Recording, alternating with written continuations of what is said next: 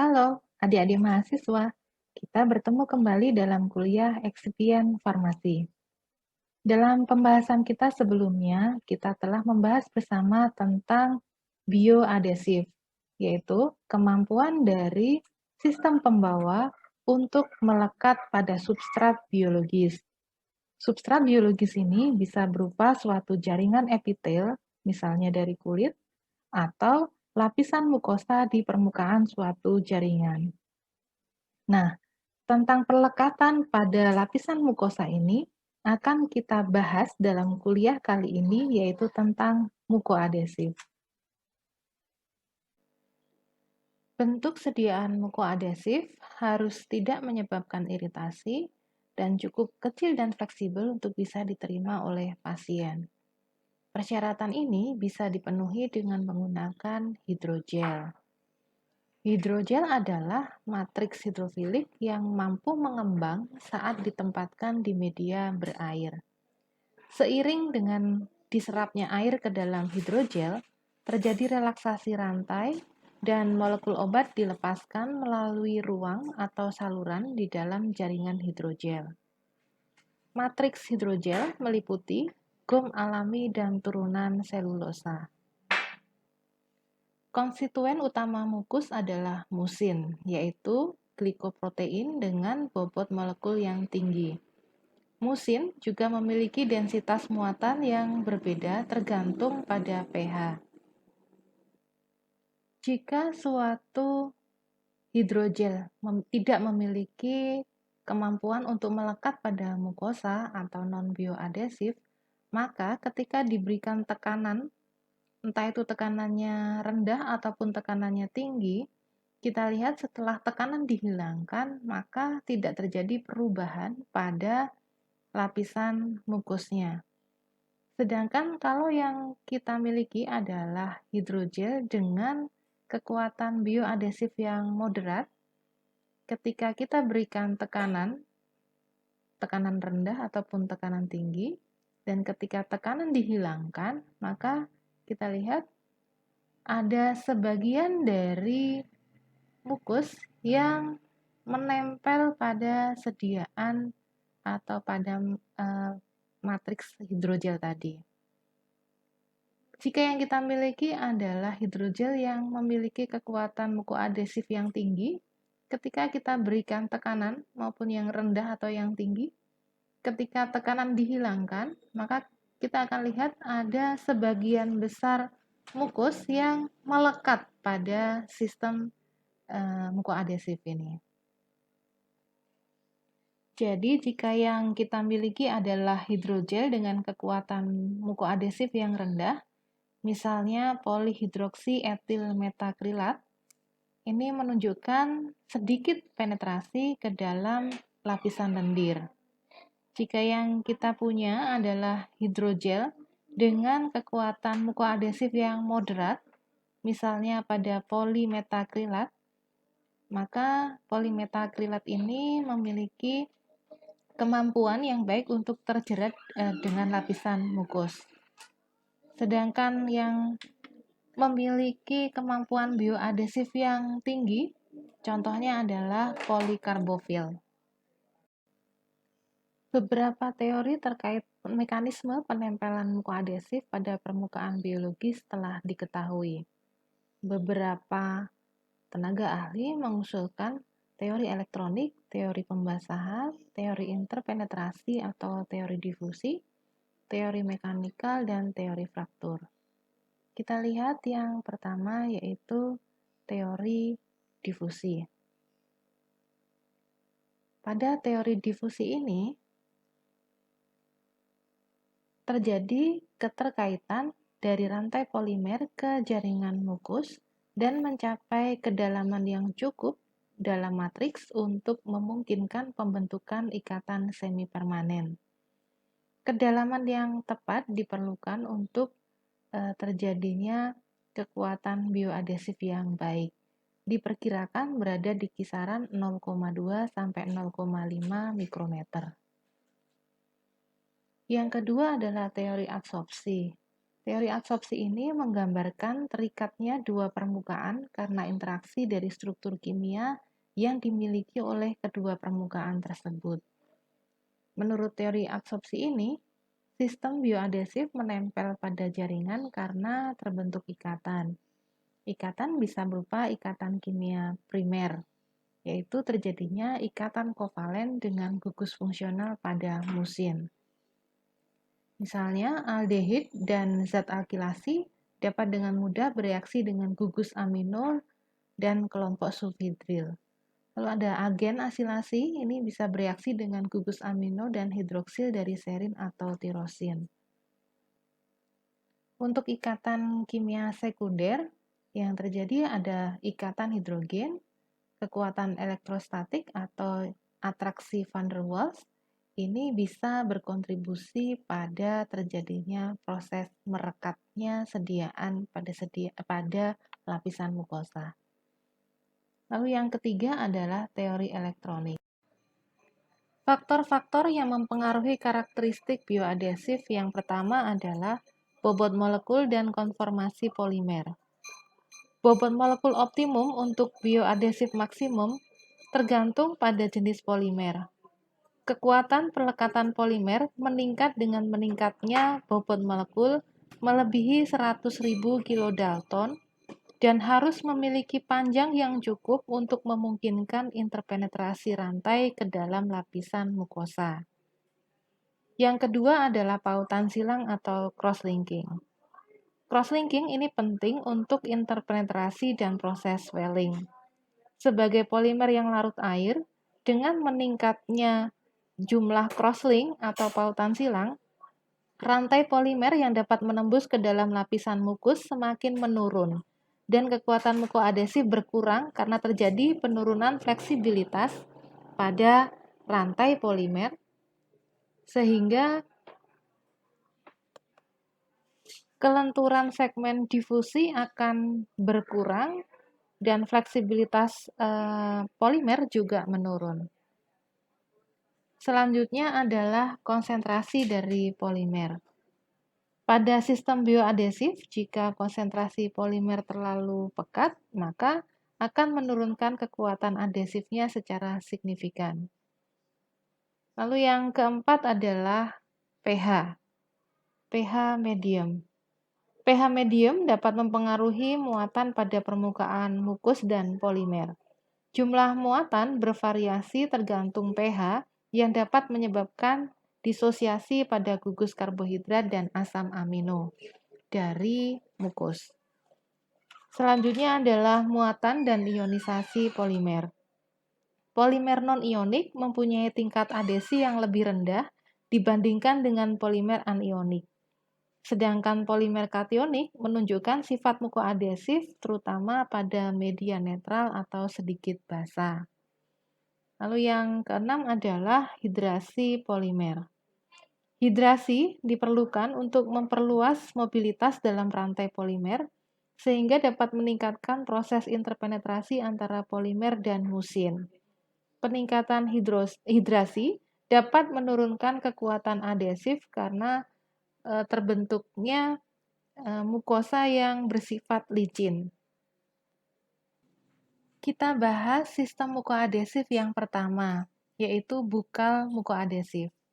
Keuntungan dari sistem penghantaran secara bukal mukoadesif ini adalah mukosa kita di bagian bukal ini relatif permeabel 4-4.000 kali lebih permeabel daripada kulit dengan suplai darah yang kaya yang membuat sistem penghantaran secara adesif bukal mendapat perhatian dalam pemberian obat secara sistemik, terutama untuk obat-obat yang mengalami metabolisme first pass di hepar ketika dilewatkan saluran gastrointestinal. Yang kedua, obat dapat dengan mudah diaplikasikan dan dilokalisir di tempat aplikasinya dan dapat dilepaskan kembali saat ingin mengakhiri terapi. Keuntungan yang ketiga adalah penghantaran melalui rongga bukal ini sangat mudah diterima oleh pasien, terutama pasien dengan kondisi sulit untuk menelan. Sistem bukal mukoadhesif ini juga memiliki kerugian atau keterbatasan. Kerugian dan keterbatasan pengantaran obat secara bukal yang pertama adalah sekresi air liur yang terus-menerus, yaitu kurang lebih 0,5 sampai 2 liter per hari, bisa menyebabkan pengenceran untuk obat yang sebenarnya dimaksudkan untuk pelepasan terkontrol. Lalu kekurangan lainnya adalah menelan air liur saat makan dan minum berpotensi menyebabkan obat terlarut atau tersuspensi dan akhirnya terjadi hilangnya bentuk sediaan secara tidak sengaja, apalagi jika sampai tertelan. Obat yang tidak stabil pada pH bukal tidak dapat diberikan melalui rute ini. Dan selama terjadinya proses hidrasi, dapat menyebabkan permukaan sediaan menjadi lebih licin, sehingga kenyamanan dalam penggunaan akan terganggu selama beberapa saat.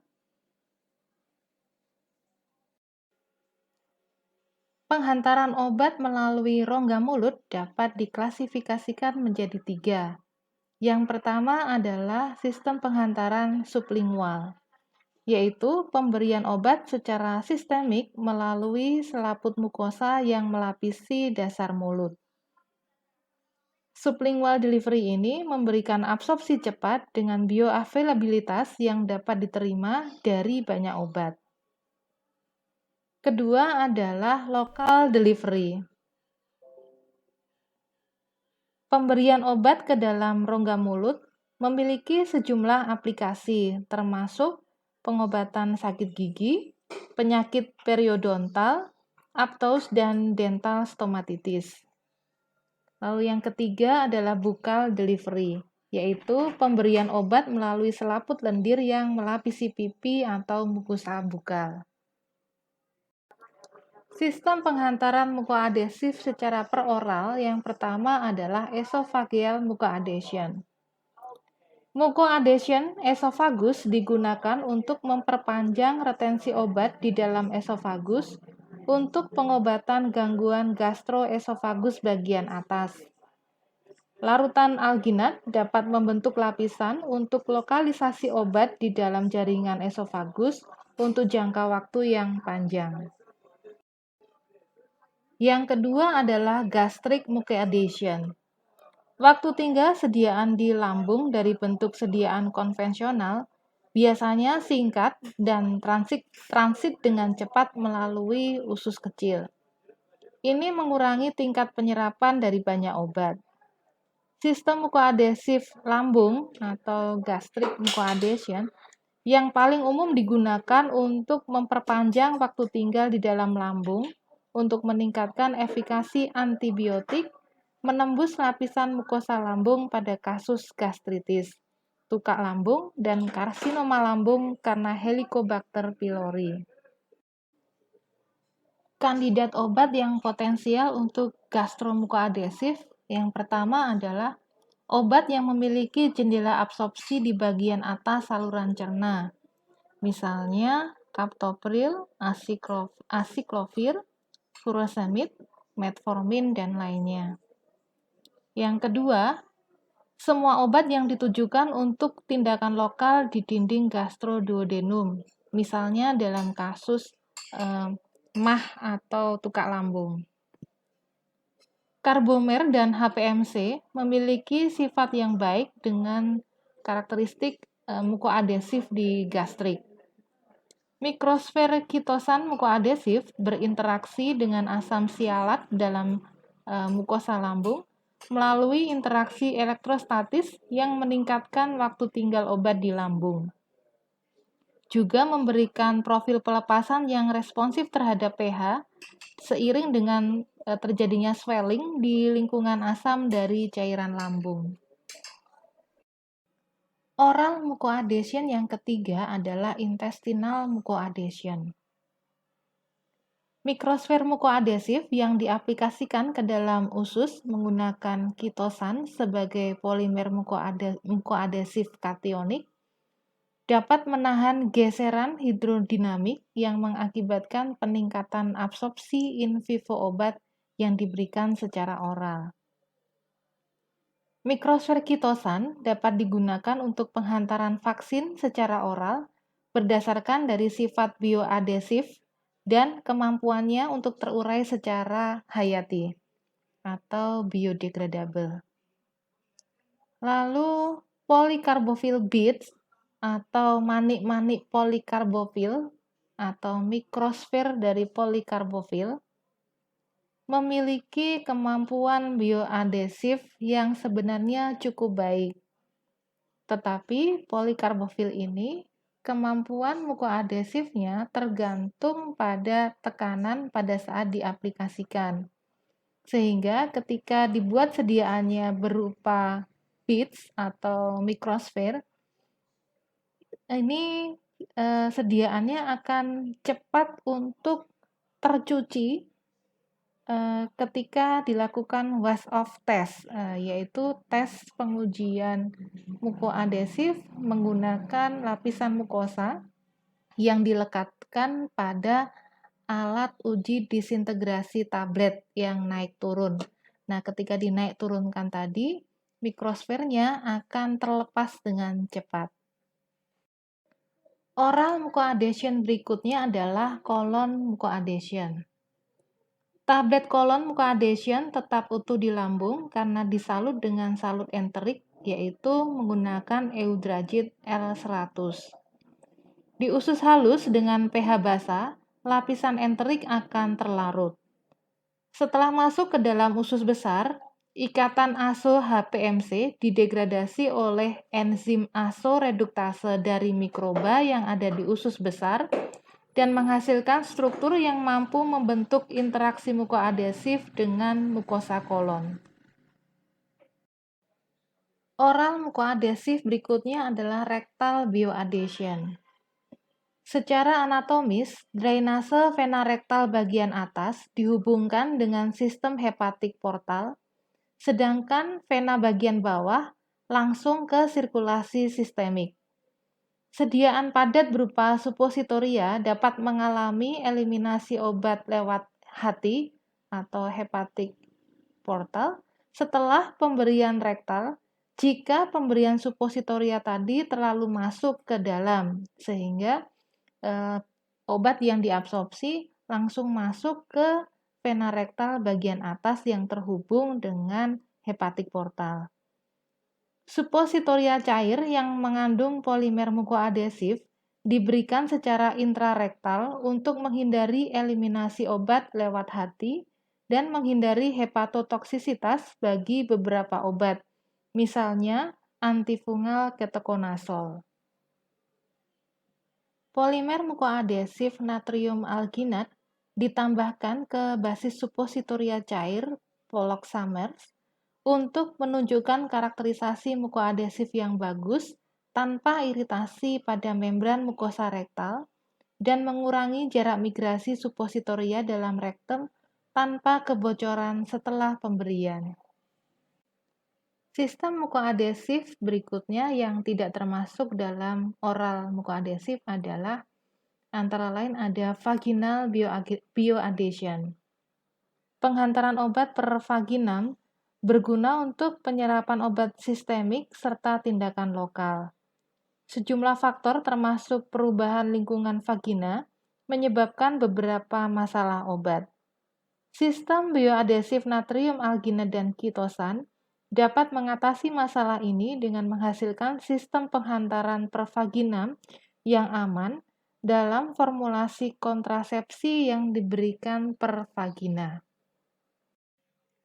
Sistem mukoadesif berikutnya adalah transuretral bioadhesion. Metode pengobatan yang paling umum untuk karsinoma kandung kemih dikenal sebagai transuretral resection. Untuk mendapatkan perlekatan yang diinginkan pada dinding kandung kemih, pada terapi obat setelah transuretral resection, disiapkan pembawa kitosan mukoadesif dalam bentuk geometris silinder. Nasal mucoadhesion. Rongga hidung dapat digunakan sebagai tempat penghantaran obat sistemik. Aplikasi kronis atau jangka panjang dari bentuk sediaan nasal dapat menyebabkan kerusakan permanen pada aksi siliaris rongga hidung. Variabilitas intra dan antar subjek yang besar dalam sekresi mukus mukosa hidung secara signifikan dapat mempengaruhi absorpsi obat dari tempat ini. Area yang paling efisien untuk absorpsi obat melalui mukosa hidung adalah dinding lateral rongga hidung. Mucociliar clearance atau bersihan muskosiliar berbanding terbalik dengan waktu tinggal dan absorpsi obat yang diberikan. Bersihan mukosiliar menggambarkan mekanisme pembersihan diri saluran udara dalam sistem pernafasan. Ini adalah salah satu dari dua proses perlindungan paru-paru dalam menghilangkan partikel yang terhirup, termasuk patogen, sebelum mereka dapat mencapai jaringan halus paru-paru. Mekanisme pembersihan lainnya disediakan oleh refleks batuk. Waktu tinggal yang lama di rongga hidung dapat dicapai dengan menggunakan polimer bioadesif, seperti kitosan. Berikutnya, kita akan bahas evaluasi terhadap karakteristik bioadesif. Karakterisasi bioadesif dapat dievaluasi secara in vitro dan in vivo. Secara in vitro meliputi detachment force, detachment weight method, Wash-off test, dan electrical conductancy. Secara in vivo dapat dilakukan dengan metode X-ray fotografi atau scintigraphic method. Detachment force. Ini adalah teknik yang berguna untuk karakterisasi perekat dari bentuk sediaan padat bioadesif dan semi padat. Gaya adesif ditentukan oleh usaha untuk memutus ekstensi perekat dari massa perekat. Uji menggunakan satu lapisan jaringan digunakan untuk karakterisasi bioadesif dari bentuk sediaan padat. Uji menggunakan dua lapisan jaringan digunakan untuk karakterisasi bioadesif dari bentuk sediaan semi padat. Alat yang digunakan untuk mengukur detachment force adalah penetrometer atau texture analyzer. Kita punya texture analyzer di lab Pharmaset. Kinerja bioadesif ditentukan dengan mengukur resistensi untuk menarik probe, mewakili usaha yang diperlukan untuk pelepasan kedua sistem. Jadi dalam alat ini kita letakkan jaringan mukosa tempat kita akan mentargetkan sediaan kita. Jadi misalnya di contoh ini ada vaginal mukosa. Lalu sediaan kita, misalnya berupa tablet, ini dilekatkan pada probe yang akan bergerak naik dan turun. Jadi di awal uji, probe ini akan bergerak ke bawah, menekan tablet tadi di jaringan yang kita ujikan. Jadi tabletnya ditekan sampai menempel di vaginal mukosa ini. Kemudian setelah itu probe akan kembali bergerak ke atas. Ketika probe bergerak ke atas, maka tablet ini otomatis akan tertarik juga ke atas. Nah, berapa usaha yang diperlukan untuk menarik tablet ini agar kembali terlepas dari jaringan mukosa tempat dia melekat tadi, itulah yang diukur oleh alat ini. Evaluasi in vitro yang lain adalah detachment weight method. Prinsipnya sebenarnya sama dengan detachment force tadi. Jadi, sediaan kita lekatkan pada jaringan mukosa yang kita targetkan. Misalnya ditargetkan untuk melekat di lambung, maka kita gunakan jaringan lambung untuk pengujian. Tablet kita letakkan, tablet atau sediaan yang kita desain, kita rekatkan pada jaringan yang kita gunakan untuk uji. Kemudian Tablet ini kita hubungkan pada alat timbang yang di bagian sisi yang lain kita tambahkan berat terus-menerus sampai kita dapatkan berapa berat yang dibutuhkan untuk terlepasnya kembali sediaan kita dari jaringan mukosa yang kita ujikan tadi.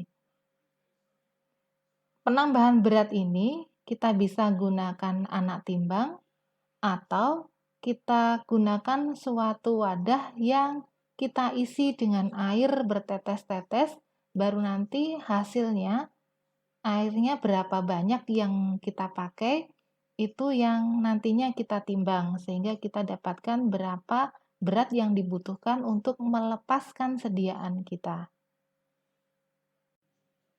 Uji in vitro berikutnya adalah wash of test. Uji ini spesifik hanya untuk pengujian sifat mukoadhesif dari mikropartikel. Kita gunakan jaringan mukosa yang kita rekatkan pada objek gelas atau glass side, lalu sekitar 100 mikropartikel yang punya sifat mukoadhesif tadi ditebarkan di permukaan jaringan mukosal tadi. Selanjutnya, jaringan mukosal yang telah dilekati dengan seratusan mikropartikel tadi dimasukkan ke dalam alat uji disintegrasi tablet. Lalu dibiarkan untuk bergerak naik turun selama kurang lebih 30 menit. Ya. Lalu setelah itu berapa banyak mikropartikel yang masih tersisa, itulah yang menunjukkan kekuatan mukoadhesifnya. Berikutnya adalah electrical konduktansi. Yang ini pengujian khusus untuk bahan yang bersifat adhesif di rongga mulut. Dengan adanya bahan adhesif, konduktansi dari saliva akan relatif rendah. Saat bahan adhesif tadi dilepas, nilai meningkat ke nilai maksimum sesuai dengan konduktansi saliva yang menunjukkan tidak adanya adhesi. Jadi besarnya kekuatan mukoadhesif ditunjukkan oleh berapa selisih konduktansi antara adanya bahan adhesif dan tanpa adanya bahan adhesif. Evaluasi secara in vivo yang pertama adalah X-ray fotografi. Bentuk sediaan matriks barium sulfat yang mengandung polimer dengan sifat mukoadhesif yang ingin diuji dapat diberikan pada sukarelawan yang akan menjalani pengujian dengan sinar X. Foto sinar X akan menunjukkan tingkat mukoadhesi dari bentuk sediaan tadi. Jadi kita ingat kalau barium sulfat itu biasa dipakai dalam ronsen atau X-ray sebagai sediaan kontras. Jadi kalau ingin foto ronsen daerah saluran cerna, maka kita gunakan susu barium ini sebagai kontras. Jadi hasil X-ray-nya yang nampak bukan tulangnya, tetapi saluran cernanya yang akan terlihat. Nah, karena matriks barium sulfat tadi sudah dicampur dengan sediaan yang mengandung polimer bioadhesif tadi, maka dari tampilan foto X-ray-nya akan terlihat daerah yang putih yang mengandung barium sulfat tadi, itulah letak sediaan itu berada. Evaluasi secara in vivo yang kedua adalah scintigraphic method. Waktu transit gastrointestinal dari bioadhesif bisa diperiksa dengan menggunakan radioisotop karena bahan bioadhesif diberi label 55 Cr atau kromio, dimasukkan ke dalam lambung, kemudian radioaktivitas diukur pada interval waktu tertentu. Sehingga hasil scintigraphic ini seperti terlihat pada gambar, pada waktu-waktu tertentu kita bisa melihat sediaan kita ini berada di mana. Sampai di sini materi kuliah kita hari ini. Sampai jumpa di lain kesempatan. Tetap semangat dan tetap jaga kesehatan.